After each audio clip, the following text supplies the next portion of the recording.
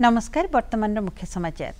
प्रधानमंत्री नरेंद्र मोदी आज तमिलनाडुर तिरुचिरापल्ली ठारे 20,000 कोटी टंका मूल्यर विभिन्न विकासमूलक प्रकल्पर शिलान्यास उद्घाटन करिसेंते। एही सबु प्रकल्प विमान चलाचल, सड़क, रेलमार्ग, बंदर, तैल और प्राकृतिक बाष्प और जहाज चलाचल सहित जड़ित। श्री मोदी तिरुचिरापल्ली अंतर्जातीय विमान बंदरर नुआ टर्मिनाल अट्टालिका को लोकार्पण करिसेंते। एहाछड़ा से कल्पकम इंधन पुनः प्रक्रियाकरण प्लांट एवं कामराजर बंदरर कार्गो बर्थ को उद्घाटन करिसेंते।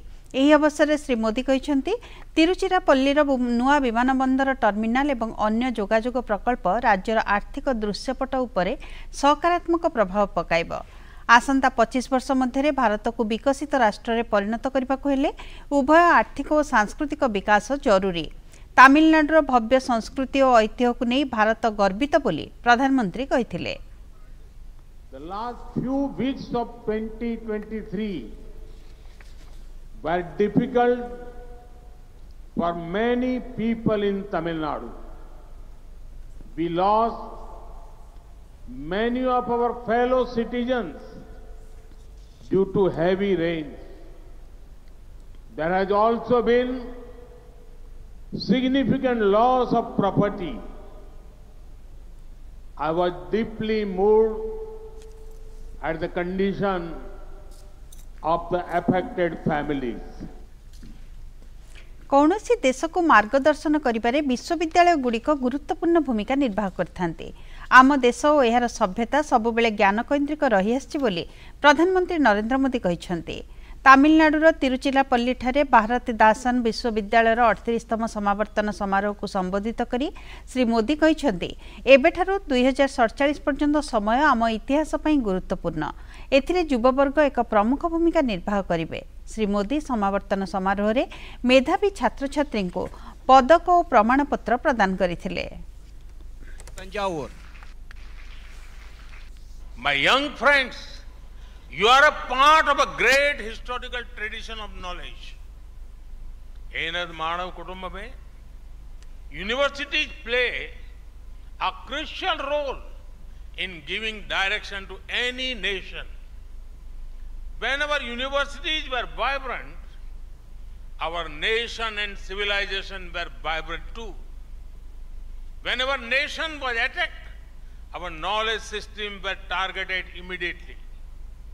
In the early part of the 20th century, people like Mahatma Gandhi, Pandit Madan Mohan Malaviya, and Sir Annamalai Chettiar started university.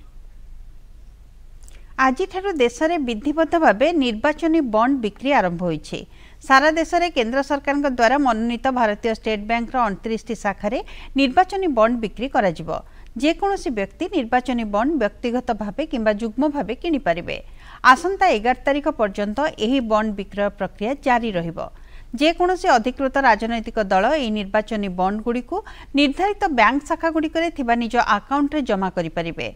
निर्वाचनी bond किनिबार 15 दिन पर्यंत सचल रहिबो।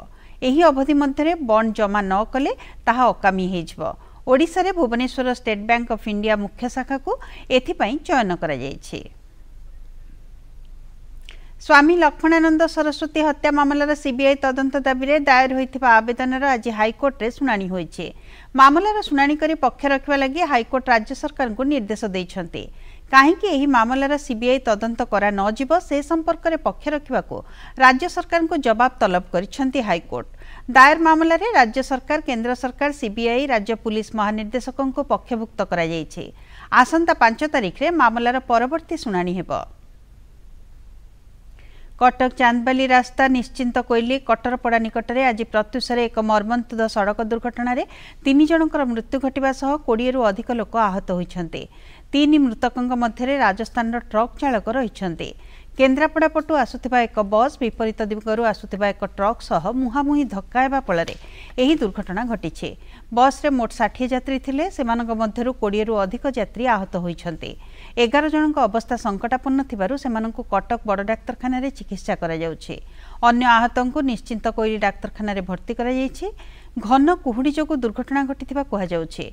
मुख्यमंत्री नवीन पट्टनायक केन्द्रमंत्री धर्मेन्द्र प्रधान यह दुर्घटना को नहीं दुख प्रकाश करछन्ते।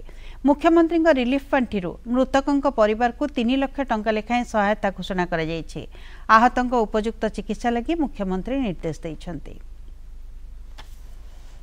जिबा परवर्ती खबर को एणिके महिला सरकारी कर्मचारी और पेंशन भोगी से पिला फैमिली पेंशन पाइबा लगी मनोनीत करें।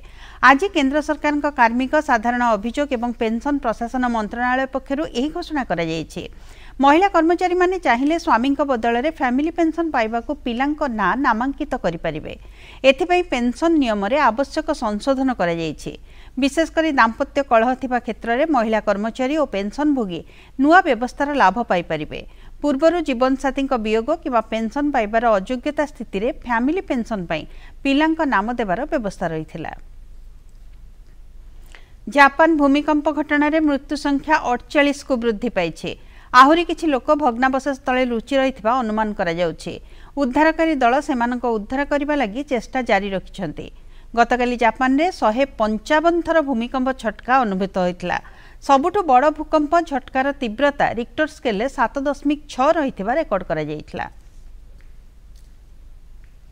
आसिबा कोरोना संपर्कित खबर को देश में गत 24 घंटा मध्य 573 जन कोरोना संक्रमित चिन्हट होइछन्ति। एथिसहित 2 जन संक्रमितों मृत्यु घटी। देश में एवं 4565 जन सक्रिय कोरोना संक्रमित रही। दिनक 400 संक्रमित सुस्थ होइतिबा स्वास्थ्य मंत्रणालय सूचना देइछि। अन्य पक्षरे ओडिशा रे 5 कोरोना पॉजिटिव चिन्हट होइछन्ति।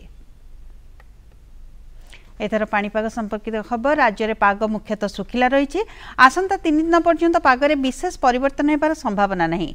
तेबे राज्यर किछि जिल्ला रे घन कुहुड़ी प्रकोप देखा देबार संभावना रहितबा पाणीपाग विभाग पूर्वानुमान करिछि। 5 तारिख आडकु सुंदरगढ़ केन्दुझर और मयूरभंज जिल्ला रे हाल्का वर्षा हेबा नै पूर्वानुमान करा जायछि। गत 24 घंटा भितर कोरापुट ठारे सर्वनिम्न रात्रि तापमात्रा 7.6 डिग्री सेल्सियस रहितबा रेकर्ड करा जायछि। मुख्य समाचार वर्तमान नमस्कार।